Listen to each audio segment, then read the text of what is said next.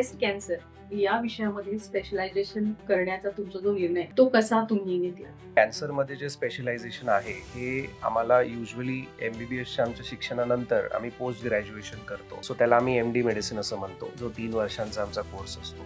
So त्या कोर्समध्ये आम्हाला बेसिकली सगळ्या प्रकारचे पेशंट्स बघावे लागतात. सो तो कोर्स करत असताना मला ब्रेस्ट कॅन्सरचे बरेच पेशंट्स मी बघायचो आणि त्यावेळेस ब्रेस्ट कॅन्सरचे जे पेशंट्स आमच्याकडे यायचे त्यांना त्याच्याबद्दल काहीच कल्पना नसायची आणि आम्ही बरेच पेशंट्स दगावताना त्यांचा मृत्यू होताना ब्रेस्ट कॅन्सरमुळे बघितलेले आहे. सो ब्रेस्ट कॅन्सर त्यावेळेसपासूनच खूप जास्त वाढत चाललेला होता आणि कोणताही कॅन्सर असो. त्यासाठी मी नंतर माझं जे स्पेशलायझेशन आहे ते ऑन्कॉलॉजी म्हणजेच कॅन्सरमध्ये करण्यासाठीचा विचार मी केला आणि तसं करून मी नंतरचं माझं स्पेशलायझेशन जे आहे ते कॅन्सरमध्ये केलं. सो मी बऱ्याच सेंटर्सचा अनुभव ब्रेस्ट कॅन्सरच्या ट्रीटमेंटसाठी घेतलेला आहे. माझं मूळतः ऑन्कॉलॉजीचं जे शिक्षण आहे ते दिल्लीच्या राजीव गांधी कॅन्सर इन्स्टिट्यूटमधून झालेलं आहे.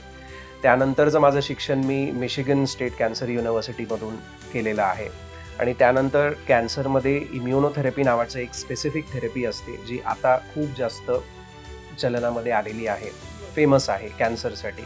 सो त्याचं शिक्षण जे आहे ते मी हार्वर्ड युनिव्हर्सिटी मधून घेतलेलं आहे. सो बेसिकली ब्रेस्ट कॅन्सर आणि इतर कॅन्सरचं माझं जे सगळा प्रवास आहे हा या रीतीने झाला आहे.